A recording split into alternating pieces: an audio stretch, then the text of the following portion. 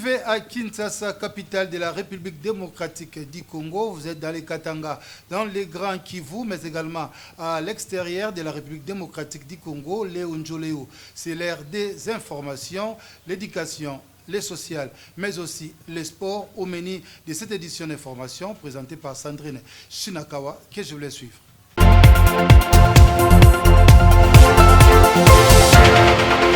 La CENCO et les CCE exécuteront tous les moyens légaux, civiques et démocratiques à leur disposition pour obtenir des élections crédibles.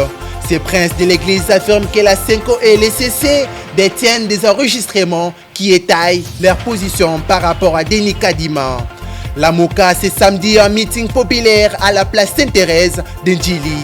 En avant-goût, ce vendredi, c'était le tour du gouverneur de la ville-province de Kinshasa, Jean-Tiningo Bilambaka, de tenir un meeting sur cette place populaire de la partie est de la capitale. Et enfin, 51 morts par noyade, 30 rescapés et 69 personnes disparues sur le bilan à ce jour du naufrage de Bumba dans la province de la Mongala. Le bilan établi par le gouvernorat de la Mongala reste provisoire tant que tous les corps ne sont pas encore retrouvés. Le journal avec Sandrine Shinakawa. L'honneur est nôtre de vous savoir nombreux fidèles à notre programme. Mesdames et messieurs, bienvenue dans ce journal. La CENCO et l'ECC exécuteront tous les moyens légaux, civiques, démocratiques et pastoraux à leur disposition pour obtenir des élections crédibles. Les deux confessions religieuses annoncent qu'ils resteront constants dans leur logique. Selon l'abbé Donatien Cholet, la CENCO reste ouverte au dialogue, mais ne serait pas dans la désignation de Denis Kadima. Le prince de l'Église affirme que la CENCO et l'ECC détiennent des enregistrements qui étayent leur position par rapport à Denis Kadima. C'est à partir de ces mensonges-là sur le tribalisme que nous avons pris les dispositions d'enregistrer cette fois-ci les choses qui nous permettront de nous défendre au cas où ils changent de version comme ils sont habitués. Là, nous sommes à l'aise.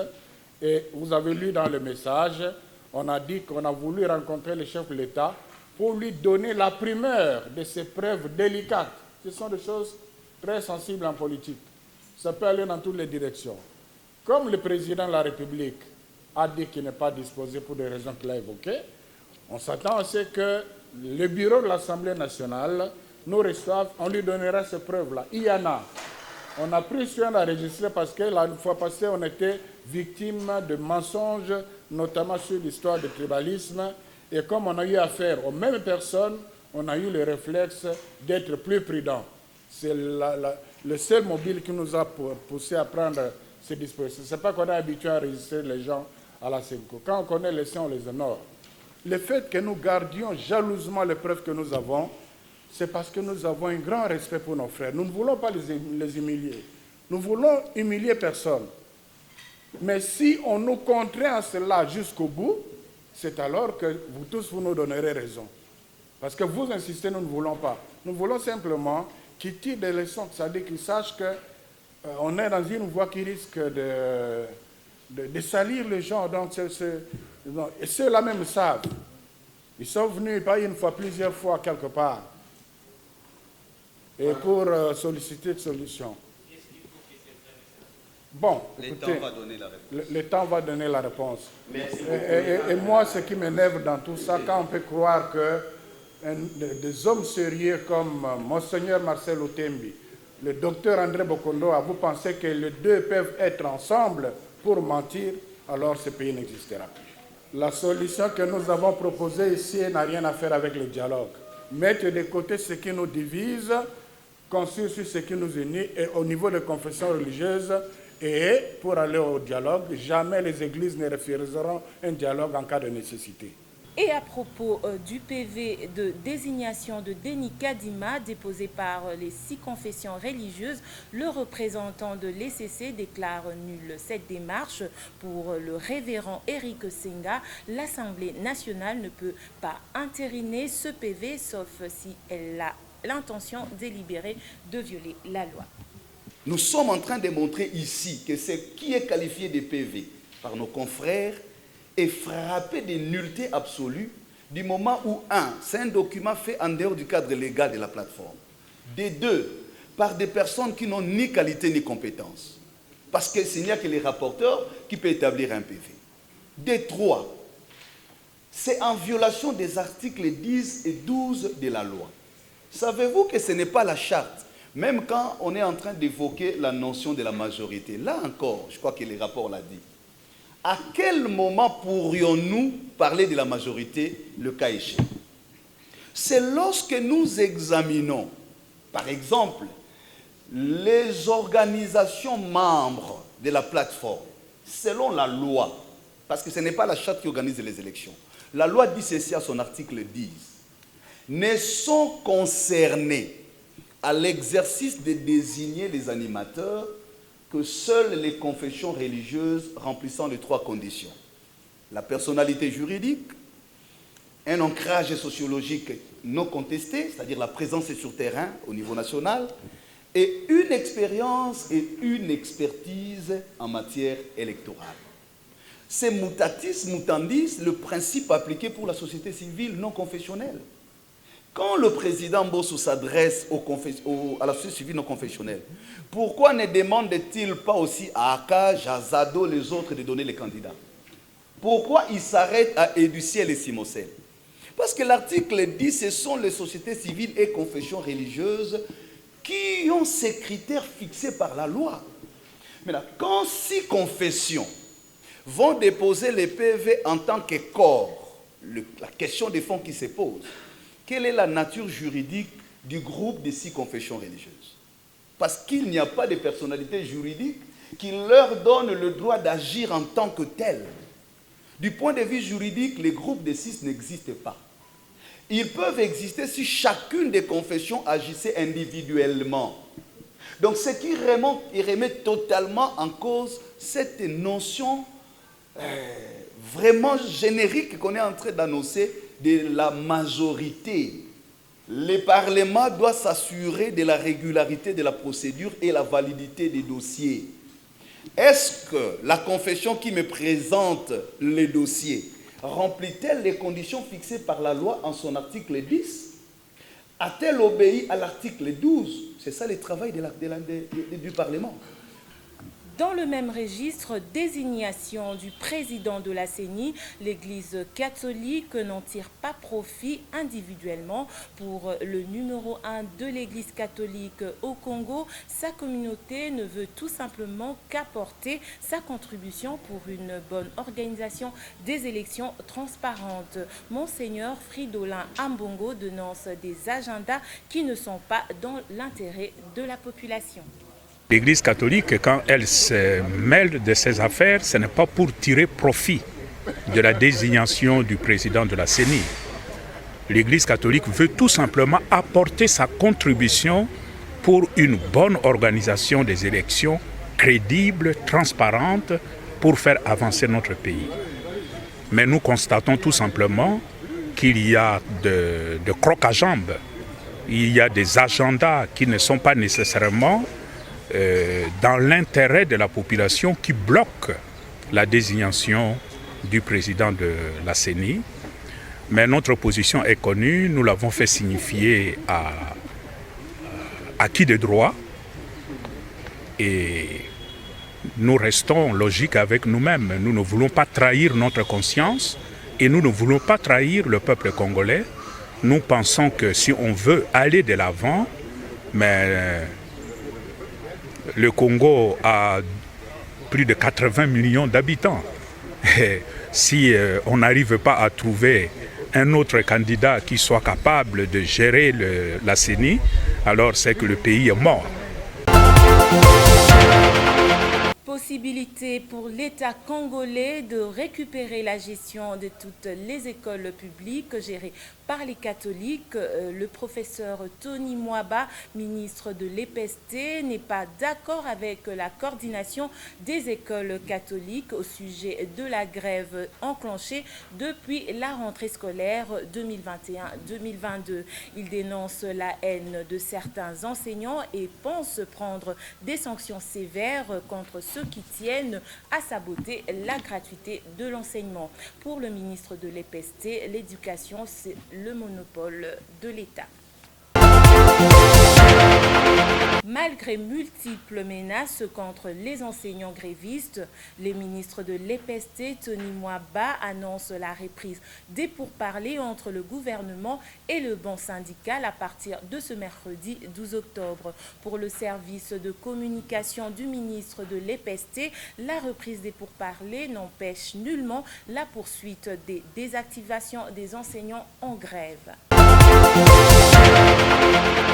Et réagissant à la pratique des désactivations des salaires des enseignants et des attaques contre la gestion de l'Église catholique, le cardinal Fridolin Ambongo estime que l'Église catholique est en dehors de ce conflit entre l'État et ses employés enseignants. Monseigneur Fridolin Ambongo appelle les uns et les autres au dialogue.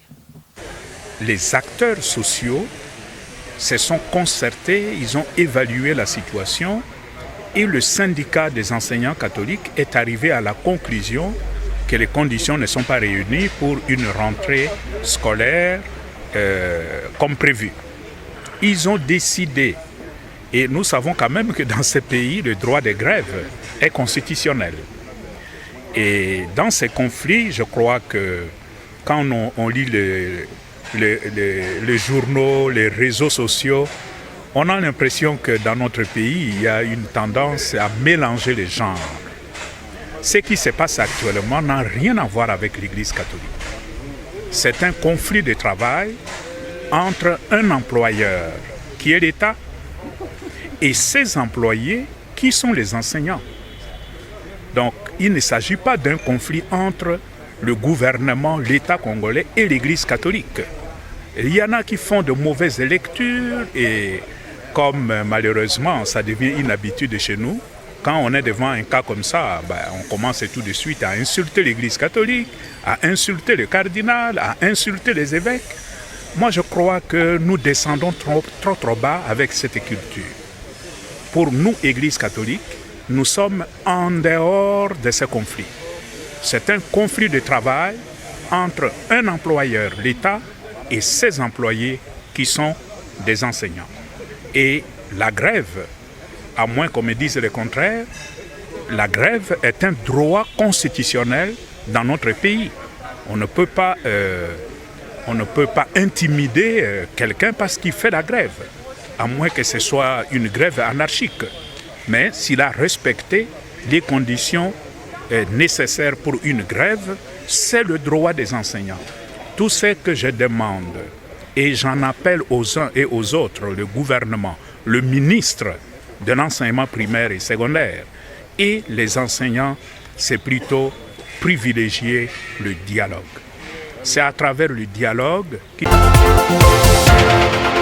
Le vice-ministre en charge de la fonction publique suspend la rémunération des 293 agents et fonctionnaires de l'administration centrale.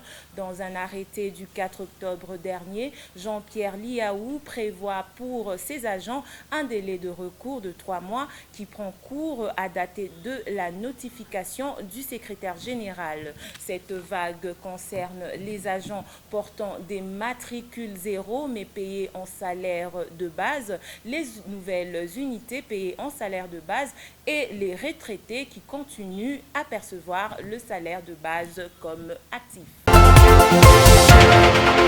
Les députés nationaux du Front commun pour le Congo exigent l'épuisement de la question relative à la taxe RAM. Le FCC soutient la motion de défiance contre le ministre du PT antique, Augustin Kibasa Maliba. Ils ont décidé de quitter l'hémicycle et dénoncent des manœuvres dilatoires. Je vous laisse suivre leurs précédentes déclarations autour de cette affaire RAM.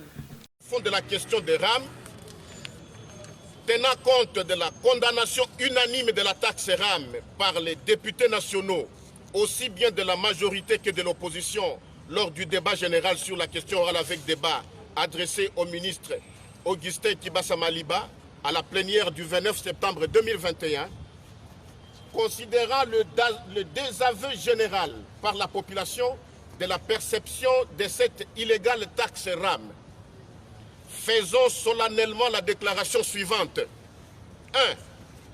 Nous dénonçons le vice de procédure qui a entaché la sélection par le bureau de la question orale avec débat relative à la taxe RAM, au mépris du mécanisme prévu à l'article 175 alinéa 3 du règlement intérieur qui tranche le cas de superposition d'initiatives et de la connexité de leurs objets.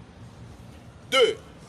Nous exigeons la suppression sans condition de la taxe RAM, le remboursement de la totalité des crédits frauduleusement soustraits dans les différents comptes de crédit des communications de nos concitoyens, la démission du ministre de Pétentique et de tous les membres de la direction de l'ARPTC impliqués dans cette opération, la mise en place d'une commission d'enquête parlementaire en vue d'établir la responsabilité de toutes les personnes impliquées dans cette opération d'escroquerie de la population congolaise. 3. Nous prenons en main la cause du peuple congolais dans ce dossier RAM et promettons de déposer incessamment une motion de défiance contre M. Augustin Kibasa Maliba, ministre de la Pétentique, si l'union sacrée persiste dans son jeu de simulacre. Nous constituer en association de victimes de concussions et de traduire en justice tous les responsables de ces crimes. 4.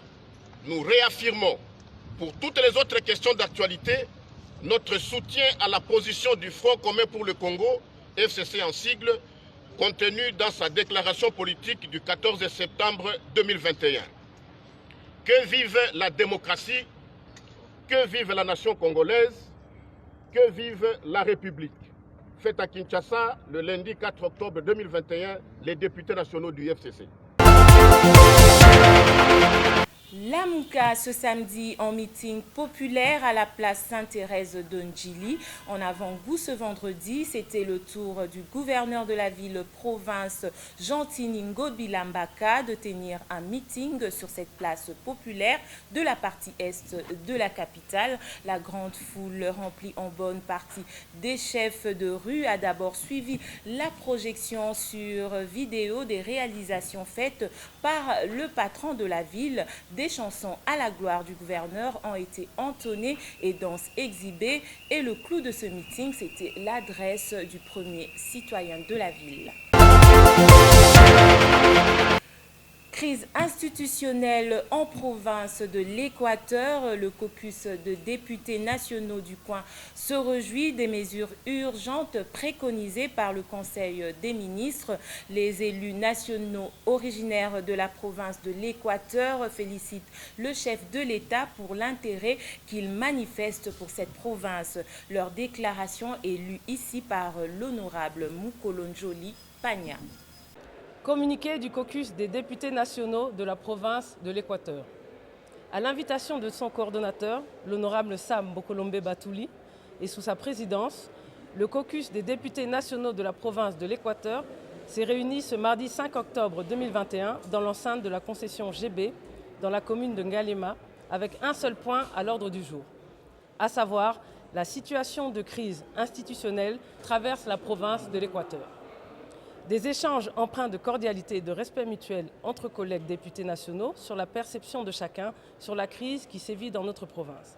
Des conclusions unanimes ci-après ont été dégagées et endossées par le caucus.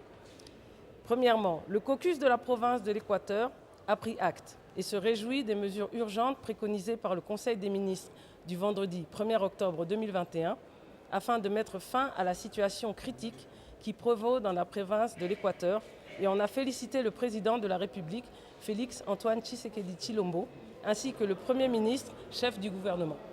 Pour rappel, il s'agit notamment de charger le vice-premier ministre et ministre de l'Intérieur de diligenter une enquête en vue de faire la lumière sur les événements du 1er octobre 2021 et d'en dégager des responsabilités, de rappeler immédiatement tous les protagonistes engagés dans cette affaire, d'envisager des mesures exceptionnelles pour le retour rapide de la paix dans la province de l'Équateur.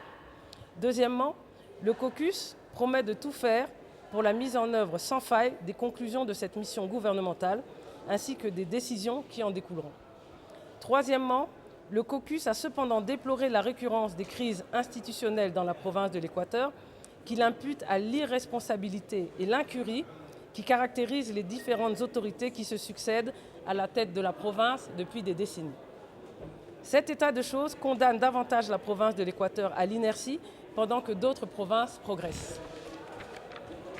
Quatrièmement, le caucus a également fustigé le comportement de certains acteurs politiques de la province de l'Équateur bien identifiés, car agissant à découvert, habitués à se servir de l'agitation, de la manipulation et de la violence comme mode opératoire en politique. En conséquence, le caucus a pris l'engagement de le dénoncer aux autorités en vue de les mettre hors d'état de nuire et assurer la stabilité des institutions de la province pour garantir la paix et la tranquillité des filles et des fils de l'Équateur. Pour finir enfin, le caucus est résolu de poursuivre les contacts de coulisses amorcés depuis le début de cette crise avec les différents protagonistes, ainsi qu'avec des notables de la province, afin d'aboutir à une issue consensuelle qui bénéficie à la province.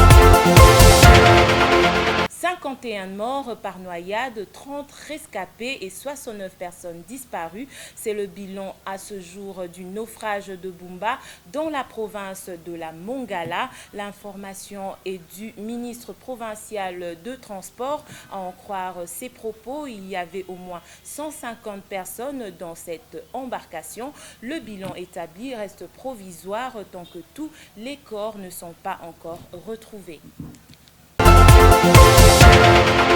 Parlons sport. 24 heures après leur victoire 2-0 au stade de Martyrs face à la sélection malgache en troisième journée des éliminatoires Qatar 2022, les léopards de la RDC ont quitté Kinshasa ce vendredi pour Antananarivo dans la capitale malgache. Les fauves congolais vont être reçus par les Baréas pour le compte de la 4e journée ce dimanche, deuxième avec 5 points de sortie derrière les 7 points du Bénin. Les sélectionneurs Hector Cooper sera sûrement confiant à l'équipe vainqueur du jeudi dernier pour battre à nouveau les Malgaches. Comment ça va se passer chez vous? Allez, Rabé. Nous, on espère vous battre aussi avec lui. Merci. Hein. Et votre président, c'est un frère pour moi, donc saluez-le de ma part. Hein. J'ai déjà dit au ministre, mais faites-le. J'espère qu'il sera au stade aussi. Allez, portez-vous bien. Hein. Bon retour. Vous repartez ce soir aussi? Allez, à dimanche alors. Ok, au revoir, merci. Et le tribunal des sports tranche dans l'affaire opposant V-Club à Don Bosco pour la saison 2020-2021. Le TAS a décidé de réhabiliter l'As V-Club dans ce droit avec comme corollaire l'As Vita Club devient champion de la Vodacom Ligue 1 et récupère son trophée de champion de la Linafoot. C'est la fin de ce journal. C'était un plaisir de vous informer. Merci à Yvon Chibangou qui était à la réalisation et à la coordination Christian Loiseau. À très bientôt.